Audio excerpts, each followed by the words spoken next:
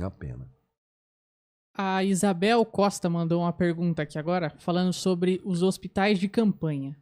Aí eu queria aproveitar também e... Ela falou aqui, ó, Mandetta, depois que você saiu, por que tiraram os hospitais de campanha? Eu não entendi direito também. E aí depois tava faltando leito depois de novo, né? Pra gente ficou meio estranho.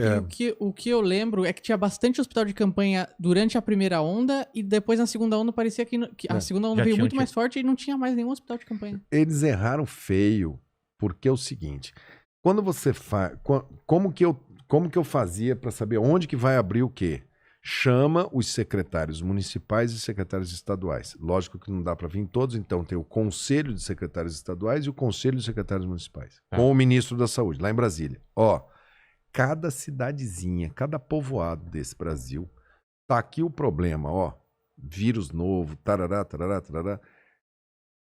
Vocês vão me mandar o plano de contingência. Como é que vocês vão enfrentar isso no plano municipal? Aí o Estado vai pegar e vai harmonizar isso no plano estadual e a União vai reconhecer que vocês têm que saber o que é bom para vocês e eu vou, se tiver alguma coisa errada, eu vou organizar tecnicamente, mas eu vou daqui procurar atender os planos estaduais. Fazer acontecer. Isso. Alguns estados... Mas fazer acontecer é dinheiro só? Também. Não, assessoria técnica, coordenação...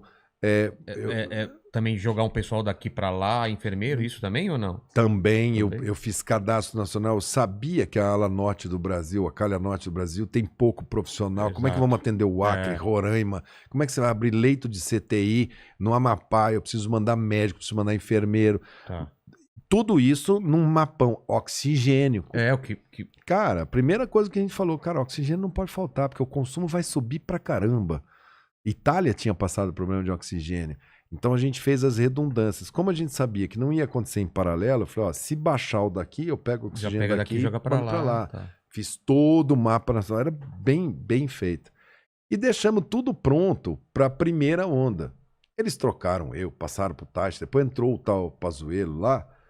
E como tudo que a gente fez, os caras passaram a chamada primeira onda relativamente bem. Porque quer dizer, fizeram isso. Mas, tipo assim, eles não viram que a gente ralou mas esse é o pra fazer. Esse é o problema de você fazer coisa que previne. Porque se você previne, não tem aquele cenário que era aterrorizante se não fizesse. A primeira, aí o pessoal fala, a primeira onda ela foi mais suave. Exatamente. E ela caiu. Quando ela caiu ali em outubro, ela começou a diminuir casos. Lógico que ia ter a segunda. Os caras foram tocar campanha para prefeito. Entrou prefeitaiada nova, entrou muito prefeito. O prefeito de Porto Alegre se elegeu falando assim, eu não vou fechar nada, acabou esse negócio aqui. Aqui em São Paulo falaram, né, que iam fechar e fecharam um dia depois da eleição. Exato. Então aquilo dali... Aí passaram janeiro, fevereiro, março e abril, o governo federal cortou o auxílio. Então, cara... Caramba! O pessoal falou, cara, eu vou ter que trabalhar, não tem jeito, porque antes ainda tinha um auxílio. Fechou janeiro, fevereiro, março e abril. Resultado. Mas vai fechou ter por quê? Fechou, porque no orçamento, não aprovava orçamento, o cara fechou, era 600, caiu para 150. Ah, tá. E aí a cepa de Manaus começou a andar, a tal da P1, começou a andar. Vai ter a segunda onda. Não se prepararam. Não calcularam. Cadê os hospitais? Cadê os equipamentos? Por que... Resultado, entrou a segunda onda, faltou leito, faltou oxigênio, faltou medicamento para entubar. Aquilo tudo você tem que planejar, antecipar. Então, eu peguei a indústria e falei, ó... Não, se você estivesse lá, o que teria que fazer quando teve essa queda? Máximo possível para que ela fosse a maior queda possível, para dar um delta de tempo maior para a segunda e vacina, comprar ela lá, fazer o propósito de compra para não deixar uma segunda onda tão alta e estar pronto para o plano de contingência, chamar os caras de volta e falar, tudo bem, passamos a primeira, o que funcionou lá para você, o que não funcionou? Porque vai vir a segunda. É certeza que... Não deixa desmanchar. Ou se for desmanchar, veja um plano mais definitivo ou guarde o equipamento para que se você precisar reabrir, você tenha. Mas sobre os de campanha, deveria ter deixado eles?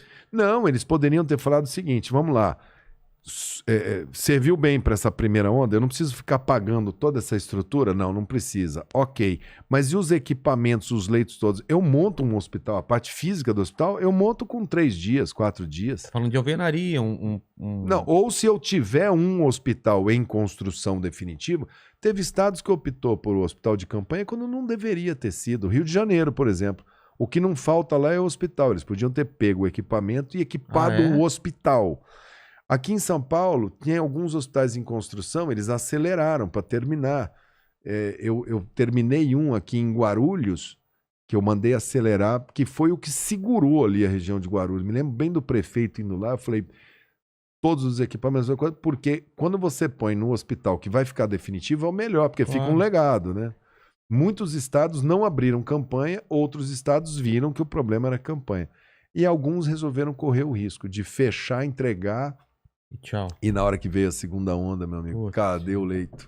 Né? Foi o que aconteceu. Alguns fizeram em lugar errado. Se não me engano, foi Manaus. Fez um lugar que era uma baixada, assim, veio uma enchente, leva maca, leva equipamento. Não sei se vocês viram isso na internet. Não, eu não fiquei sabendo, não. Foi uma manezada. Lá perderam tudo na enchente. Caramba. Então, mas administrar, meu irmão, é você trabalhar das 7 horas da manhã às 10 da noite e atrás. Sempre prevê o pior cenário, né? E tem que marcar pressão e tem que falar, vem cá, você pensou nisso? Não, então pensa, meu filho. Cadê? Vai lá, traz, parece volta. Que fica todo mundo torcendo para dar certo. Cara, você acabou. Não pode torcer. O ministro da Saúde, esse Pazuello, ele estava tão perdido, mas tão perdido, tão sem equipe, que quando Manaus começou a ter muito caso, que era a segunda onda, a primeira cidade foi Manaus, ele resolveu ir em Manaus. Ele foi. Ele chegou em Manaus, tipo assim, chegou hoje. Amanhã, segundo dia da visita dele, ele ia embora à noite. Acabou o oxigênio com ele lá, na cidade. Quer dizer, a equipe do Ministério da Saúde não estava monitorando nada, porque se é a minha equipe, eu falo assim, quem que me mandou ir para uma cidade que ia acabar o oxigênio? Porque ele virou e a equipe dele foi lá para abrir tenda de cloroquina. Nossa. Por isso que estão enrolados na CPI. Cara, mas você não viu que ia faltar o oxigênio? Não, não vi. Não viu, não monitorou. A gente tinha no quadro lá, monitoramento, oxigênio. Eu tinha um cara lá dentro, falava, cadê o oxigênio? Se baixar, você me toma providência. Oxigênio? Isso são empresas que fazem o gás medicinal. Tanto você tem os que vendem em cilindros, tem sistemas que são cilindros. Aqueles cilindros grandões que tem no hospital? Isso, tem aquele pessoal que é cilindro, como tem o pessoal que monta usinas concentradoras de oxigênio, que são grandes compressores que pegam o ar atmosférico e comprime o oxigênio e funciona como se fosse um gerador de oxigênio. São as duas maneiras que você tem para colocar. Se você tem poucos cilindros, poucas coisas, monte usinas compressoras. São compressores de ar. Para você poder dar o suporte para aquilo dali. Tem toda uma engenharia disso. Os canos são apropriados, a vazão, quantos litros por minuto, você não pode errar, é tudo calibrado, o grau de pureza do oxigênio. Não cabe improvisação. Você não pode pegar um cara que está com o pulmão já ferrado e mandar um oxigênio num cano que tem só um pouquinho de óleo. Caramba. Ferrou tudo, né? Você tem que mandar uma... E tudo isso tem técnica de administração hospitalar, de engenharia e tal. E é uma equipe grande que vai atrás. Só que se você que está pilotando não cobra, toca aqui teu programa e não cobra as coisas. Sei lá, daqui a pouco você fala, cara, não sei onde é que tá, o microfone quebrou, pô, ninguém viu, ninguém testou, pô, a luz deu curto-circuito, pô, peraí, mas ninguém viu. Você fala, cara, peraí que eu vou fazer isso direitinho, vou trazer um cara aqui, vou mandar o cara fazer, eu tenho um técnico de som, tô achando que esse microfone não tá chegando legal lá, né? Mandíbula, você arruma aí? Não, pô, cheguei até aqui não dá, mas eu conheço o cara que vem, que dá assistência técnica, vou ter um plano B.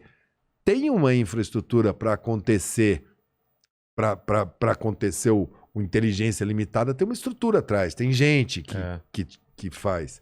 E o ministro da Saúde tem que ser mais ou menos assim, ele tem que saber que tem muita gente ali dentro e tem que... É igual uma orquestra, você tem que falar, cara, agora chegou a hora da flauta, agora está a hora do tambor, agora... É igual o Brasil, né? É o maior ministério da esplanada. 140 bilhões de orçamento, que eu dei ordem de serviço. O SUS está presente em todos os municípios. Esse sistema não tem férias, porque a educação para, né? Férias escolares, dezembro, janeiro, fevereiro.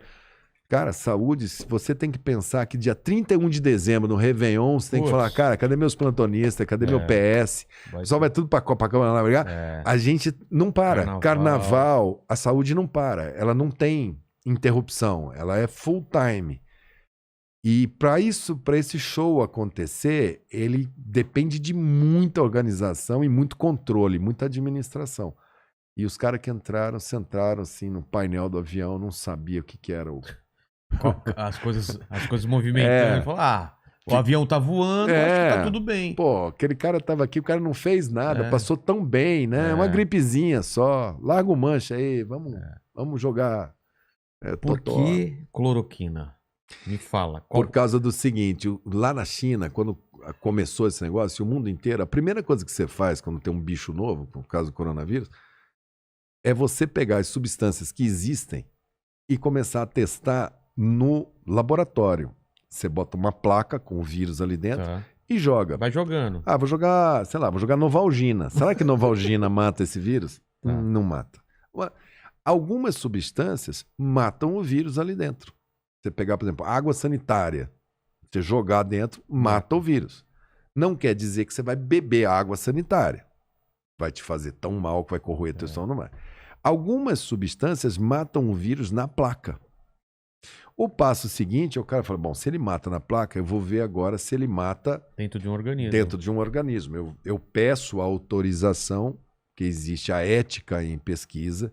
Você tem um Comitê Nacional de Ética em Pesquisa, eu não posso usar o ser humano de cobaia. Falar, eu vou dar isso aqui e vou ver qual é. Então você chega e fala assim, olha, constatado que mata em laboratório, eu quero testar agora em 500 pessoas. Como que testa? Para 250 você vai dar o remédio, 250 você vai dar farinha. Vai vir a farinha e o laboratório vai mandar na mesma caixinha. Você que está prescrevendo não sabe qual que é farinha, qual que é cloroquina. E o paciente também. E o paciente só tem que estar ciente que ele está num projeto de pesquisa que pode ser que ele esteja tomando farinha. Ele está ciente daquilo. E o médico que vai examinar para ver quem melhorou e quem piorou é um terceiro, não é o cara que prescreveu e que também não sabe quem tomou. Por isso que chama estudo duplo cego. Nem quem prescreve, nem quem avalia sabe quem está tomando o quê. Um terceiro que sabe. Um terceiro que fica guardando a informação de que a caixa com o lote número tal é cloroquina. E a lote tal é farinha. Ele é o detentor dessa informação. Quando o cara apresenta para ele o relatório e fala, tá aqui, ó, tantos caras melhoraram, tantos caras morreram. Ele vai, cruza isso tudo e fala, putz, quem tomou a cloroquina viveu e quem tomou farinha morreu. Provo que a cloroquina é melhor do que farinha, que é placebo. Então, falo que isso tem. Lá na China, quando eles viram das substâncias que caíam ali, tinham várias. Eles falaram, vou tentar essa cloroquina. Um francês, lá na França, parece o Henri Cristo, ele tem um cabelo comprido, assim, um cavanhaque. Ele chegou e falou assim, na minha concepção, cloroquina com... Como estava da França, o nego olhou e falou, pô, mas esse cara é uma autoridade. Então, pode ser que tenha. Todo mundo começou a testar.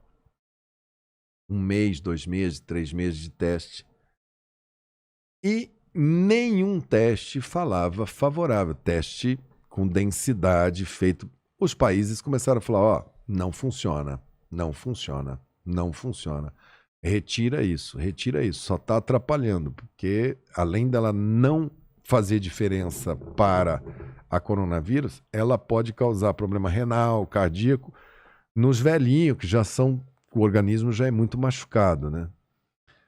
E o Brasil não. Mas o Bolsonaro embarcou em que fase? Quando o francês falou? Quando estava em fevereiro, que o francês falou, ele foi para os Estados Unidos e o Trump e ele voltaram com a mesma história. Era o Trump lá e ele aqui com a caixinha de cloroquina.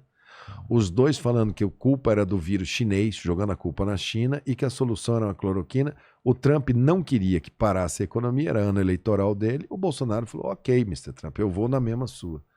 O Trump viu que o troço era feio, caiu o sistema de saúde de Nova York e tal, foi lá e falou, não, vou parar com essa palhaçada. Ele tinha tirado do CDC, da autoridade, do ministro da saúde deles, a condução, e tinha dado para o vice-presidente, para Mike Pence. Quando ele viu que estava assim, ele devolveu para o pessoal da saúde, falou, ok.